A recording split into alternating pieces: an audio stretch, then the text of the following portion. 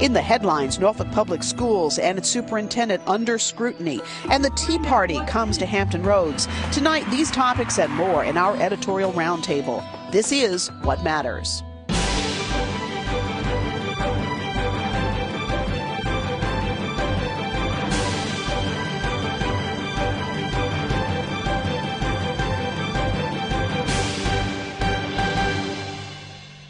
Good evening, I'm Cathy Lewis. Lawmakers returned to Richmond for a one-day session. The lieutenant governor stuck in Italy because of volcano ash. An extraordinary meeting in Norfolk over issues in some schools. The Tea Party rallies in Hampton Roads just in time for local elections next month.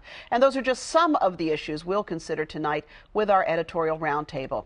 Joining us this week, Kimball Payne, the political reporter for the Daily Press, the Virginian-Pilot's editorial page editor Don Luzzatto, and from the Williamsburg-Yorktown Daily, editor Kim Lenz. Also with us again tonight, the publisher of Veer magazine, Jeff Maisey. Thanks to all of you for being with us tonight. We appreciate it. So, if you have to miss the special session of the General Assembly, I think Italy's probably the place you want to be. Poor Lieutenant Governor Bowling gets stuck in Italy with this volcano business. Italy over Richmond, yeah. Lieutenant Governor is still in Italy, and he had the most happening beer and bratwurst tent at the Shad Plank, and so I don't know, maybe he can get stuck there more often. So Shad Planking this week, of course, this political rite of passage out at Wakefield. For viewers who may not be familiar with it, give us a sense of what happens there and why it's important. Well, I mean, it's sort of a rubbing elbows, and I've heard it called a beer-fueled political carnival, but I mean, it's basically a stand of trees, and I think this was the 62nd or 63rd year that they'd gotten together, and it's the third week in April, and they smoke this shad on planks, and it's called the Shad Plank, and so everybody kind of barrels in, and if you're a candidate, you bring a beer truck and you hand out cups with your name on it and your bumper stickers and try and kind of schmooze with as many people as you can. And this year George Allen was the speaker, so you had a lot of folks that are kind of trying to recruit him back into the political process. But I mean, it's really kind of an outdoor festival, a lot of beer, a lot of fish, a lot of sort of chatter and gossip. A lot of bones. Exactly. Yeah. You get the idea. Yeah. But it really is one of those quintessentially Virginian hallmark events in the social calendar, no question about it. So we've had a lot of interesting things happen here just recently. We are on the eve of elections, local elections across Hampton Roads. Lots of really interesting races. Maybe we'll get a chance to talk about some of those tonight. In Norfolk, Don Luzzatto, there's been this issue with Norfolk Public Schools. Pretty tough times in terms of coverage of what's going on in some schools with some testing scandals, some grading problems, some personnel issues. You wrote an editorial saying kids are still learning. Let's put this in some perspective. Kids are still learning. I mean, that happens in any school division. You know, a kid will learn if the teacher teaches. But the thing that I've been most surprised by is the lack of reaction. I think that's why you saw City Council sort of have that meeting with the school board, because they were frustrated with the lack of reaction from the school board on a series of crises, including, setting a floor at 61, a cheating scandal by teachers, not by students. So I think there's frustration among all the elected officials, which highlights one of the problems, because the school board's not elected. In Norfolk, one of the few cities in the Commonwealth where there's an appointed school board. Right. So that's why the school council, the city council, would get involved in this. I think we have some tape of Superintendent Stephen Jones, who was at this meeting and had a comment himself about what's been going on there. Finally, for me, the understanding that there has to be accountability up and down the entire organization, starting with, and I say this respectfully, with our school board and the superintendent and everyone associated with the school district. No one is immune from these issues, and as a superintendent, obviously, I take responsibility for everything that has occurred. As I think about my impending retirement, the one thing that I probably regret the most is that as I leave, I'll be leaving with this as a backdrop to my 39 years, and I accept that. But it certainly isn't anything that I'm proud of. And I can say that my stay in these 5 years in this city has been very enjoyable, and I intended to make this my home, and I certainly would not want to put any kind of negative mark on the city, certainly not on the school district. So if an apology is in order, in terms of what has transpired, I certainly will apologize to everyone around this table and to you, Mr. Mayor, in particular, because I know you, for me, you epitomize the greatness of this city. That's retiring school superintendent Stephen Jones. He retires June 30, and a search is currently underway for his replacement. A lot of public input being sought in that. Kim Lenz, over in Williamsburg, James City County, you have a situation where you too, your district too, is without a superintendent. Gary Matthews he's left. He's officially still on board and will be handing out diplomas, but he has left, and there is a assistant superintendent for finance, human resources, and acting superintendent now, one person. You know, it's interesting. That school district seems to, I've talked with people who've lived up there who've said that's a tough, the school superintendent job is tough anywhere, average tenure something like 3 to 5 years. So, you know, it's a short-term deal anyway, but that district is tough. Well, people are hard on the person in charge when there's a lot of growth. And there is a lot of growth up there. I think James City County has I don't know the exact number, and if I say an exact number, someone will hear it. So, and it'll be wrong. So it's dramatic. It is dramatic. It is dramatic, and they've been building schools and redistricting. That's been the thing the last 9 months, and lots of people aren't happy, but you know, and they tend to take it out on the person in charge. So these school issues are oftentimes for people the first gateway into public life, and they certainly, I think, are playing some role, Jeff, in the upcoming mayor's election. That is correct. In the city of Norfolk, the issues with the school is of concern, as is accountability and transparency. And with school boards too, I mean, it's debatable whether or not if you have an elected school board, you can say they're accountable because you'll just vote them out next time. That doesn't guarantee you're going to have a more successful school board. I think Neither in terms does it always of guarantee you find people who would be willing to run. That's people who might be willing to be appointed would maybe not so much be willing to run. Perhaps, yeah. But I think maybe if they look at the structure of how things are, maybe there needs to be a little more micromanagement and more, you know, constant meetings.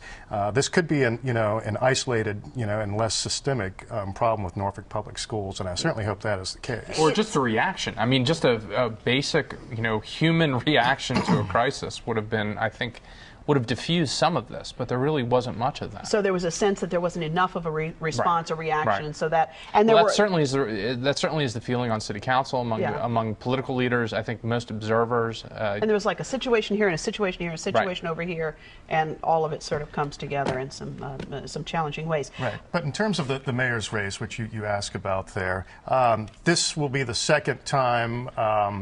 Since the early 1900s that Norfolk has, you know, had an open election again. Mayor Frame won 4 years ago. His only, you know, competition was Dan Montague, who's also running again this year. He received 22% of the vote, and that was perceived as sort of a protest vote. This year he has a viable you know, competitor in Dawn Hester, who's been a councilwoman for the last 16 years, as well as Ryan Cooper, who's a 21-year-old from Old Dominion University. He's strictly running on more public safety, and that's because he was robbed and had his car and home broken into. But the true competition will come from Dawn Hester, and it'll be interesting whether the voters in the city of Norfolk see the openness and transparency as an issue that they would want to see a change. But my sense is that the general population likes the direction the city overall is going. Norfolk is the leader in Hampton Roads in terms of a progressive vision, with whether it's light rail, arts and culture facilities are all based here. You have Norfolk Southern based here. You have the Tides and the hockey team. So this is the hub. What happens in Norfolk really impacts the entire region. And so we should note as well, we'll have all 4 of those candidates for Norfolk Mayor on the broadcast next Friday night. So you'll want to stay tuned for that. Yeah, and it's interesting too, because in the case of Dawn Hester, longtime city council representative, if she loses, she loses her seat on council because of the way the code's written. And she's running on an interesting campaign. She's running on the issue of transparency on city council, of which she's been a member for a long time. So I don't know how much traction that's going to have. I mean, you know, if transparency on city council is the problem, she's part of it. And it seems to me an odd argument to make, but it's the one she's making right now. I mean, the mayor has a prohibitive advantage in money, so next 10 days should be fun to watch. And of course, Newport News as well, electing a mayor here in May, so that election coming up as well. Really local elections all over the region. And what we know, and I think this is intriguing because it leads us into our conversation about the Tea Party activists, is that there are, at least in Norfolk and I suspect in other cities as well, of course in Newport News you have an incumbent retiring, there are more people who want to be in the process, which is probably a very good thing, but it does seem to indicate that people are unhappy about something if they're willing to run for office. Well, and you heard that theme pounded over and over again at the Hampton Roads Tea Party tax day protests in downtown Norfolk. All politics is local. Vote in your local elections. All politics is local. So they're definitely talking about the local elections, but I mean, I think the one thing that strings the folks together at these I mean, they're largely fractured. I mean, they you know, you talk to one person, what's your top 5 issues? It's this. You talk to another, what's your top 5? You know, you can't even match in some cases. And usually I think transparency is in there, though. Transparency and debt, that's the typically, word. But I mean, Yeah. you also get. I was just saying the other day, you get a lot of people that were. I'm like, why are you here? And they say for liberty. And I was just saying that, you know, you're in a public park with a sidearm on your hip and a poster that says that our popularly elected president is a socialist communist who's not even from the United States. To me, that's liberty. So I get a little confused with the goals. I think some of that is results driven on my case. I want people to have, you know, sort of a concrete set of goals. I go to a rally, we want tougher gun restrictions. Fair enough, I know where you're headed. Or we want softer gun restrictions. I know where you're headed. We want liberty, freedom, the Constitution. I mean, all these are admirable goals, but they're much more nebulous. Yeah. And I think that's why people have trouble. And in fact, we've got a clip, thanks to our good friends at the Pilot. Thank you very much. We've got a clip from the Tea Party rally. We'll come back and talk about it after you watch this. 245 years later, we have a version of the Stamp Act called Obamacare. And we are here at Norfolk Harbor to say we're throwing Obamacare into the harbor just like our ancestors threw that tea into the harbor. I know what they've been saying about us. They've been saying that we're racist and we're haters. I am an American who happens to be black. And I am proud to call myself part of the Tea Party movement. Ladies and gentlemen, he delivered that speech without a teleprompter. It is unconstitutional to redistribute my wealth to pay for your health care and your abortions. It's disgusting. I want my freedom back. I don't want the health care plan. I'm sick and tired of Democrats. I'm sick and tired of Republicans. I want to follow the Constitution. I want to keep what's mine. And I want to be able to give to private charity to help those in need as I see fit, as I want to and as I'm able to. I don't want the government to do it for me. So keep my freedom, or want my freedom back, was what one of the, I think we have a candidate, by the way, in the first fellow who was speaking. I thought that sounded like a pretty rousing stump speech there. And it's interesting, Kimball, because you were talking about sort of the nebulous nature of some of this. Obamacare, I want my freedom back. I want to keep what's mine.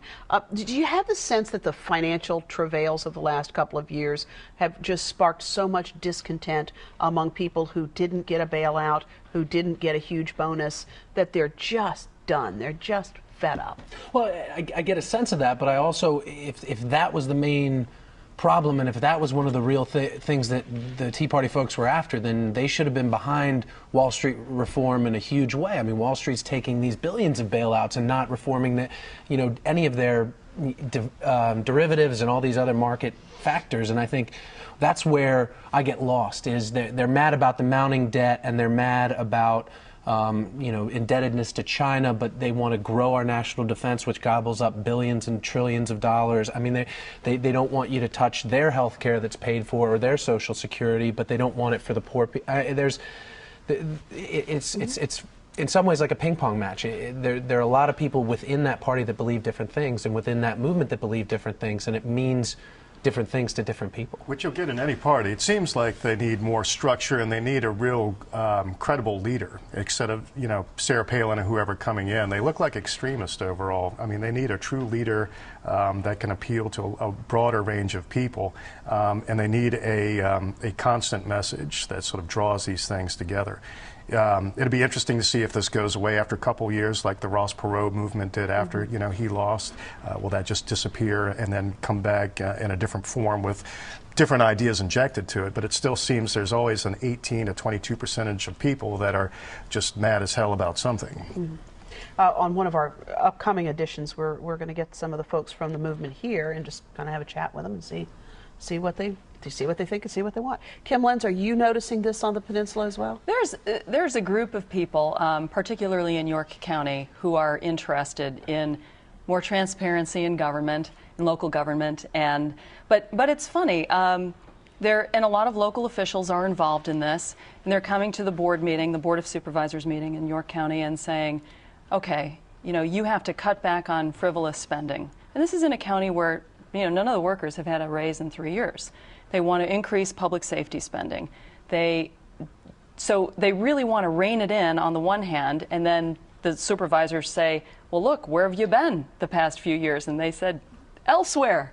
But here we are now, and we're ready, and we're engaged. So that's on the one hand, but then on the other, the school division was asking for an extra $600,000, which is not very much money in the grand scheme of things, from the County Board of Supervisors. They come and ask for it, and there were so many people who came before the Board of Supervisors and said, give them the money. Do whatever it takes. And if it's necessary to raise my taxes, that is not my first, second, third, or fourth choice, but go ahead and do that because it's worth it. And so there was this big disconnect, this gulf between what the local Tea Party, but they're not really the Tea Party. I don't think they call themselves that. Well, and I think what I'm fascinated to watch is how the candidates try and harness this movement and how candidates try and tap into something that will bring people together and rally. I mean, you got hundreds of people coming into Norfolk. I mean, that's something that any guy who's running for office, guy or gal who's running for office is going to want to tap into. Sure. But it's like Jeff said, they're energetic. They make good TV. They're grabbing headlines and they're willing to work. The thing is, and like Jeff said over here, is they're fractured. They've got a lot of different beliefs. Well, they're not plugging into people's campaigns. These are typically the people that a campaign relies on to do door knocking, to do a lot of the grunt work and trench work. Compare that with the Tea Party in Norfolk, the sort of lower tax group that's been active in Norfolk city politics for the last couple of years. I think most recently, it was probably 2 or 3 years ago, they really were active and they got what they wanted. They got the tax rate lowered, but they were laser focused on we want the tax rate to be lowered in the city of Norfolk, and the tax rate was lowered in the city of Norfolk.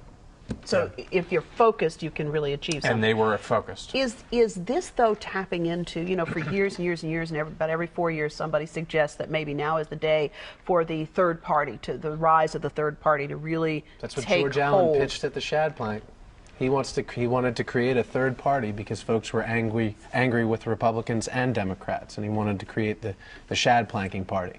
I mean, I think that's, for George, it's kind of self-serving because, I mean, he's still in favor with the Republicans, so he's got to reach out to that middle ground and find a way to not reach out to the Democrats whose soft teeth he wanted to kick down their whiny throats just a few years back when he was, still a big-time Republican. So it's interesting. I mean, they're opportunists who want to create this third party, but I mean, they want the third party to sort of be a de facto voting wing that will naturally go to Republicans. Right. Bring back the Whigs, the Whig Party, right? But it does seem like there is this popular dis-ease, not disease, but dis-ease in the country right now. I think left or right as well. Remember the Green Party and Ralph Nader, who was credited with helping George Bush get elected, and Al Gore, they blamed him for those few votes that he supposedly siphoned off. Not necessarily. Still, there are a lot of registered voters that just don't vote in elections, period. Less so in city municipal elections, and even on the national level. Well, in last year's election, there were, 2 million people out of 5 million registered voters in Virginia? Yeah. Is that a mad person? I mean, is that a mad populace? Registered voters. That's not the right. The general those are the population. people who are already in the And registered voters make up roughly 40% of the population. So we'll keep an eye on this because I think it's just a very interesting thing to watch how it's stirred everybody up and to ask these questions about what is it that you're really looking for here. What are you trying to achieve? That's a piece of it as well. Certainly there is a lot of conversation about local city budgets. This is the time of year when those are rolled out, and because of lower tax revenues and all sorts of economic challenges.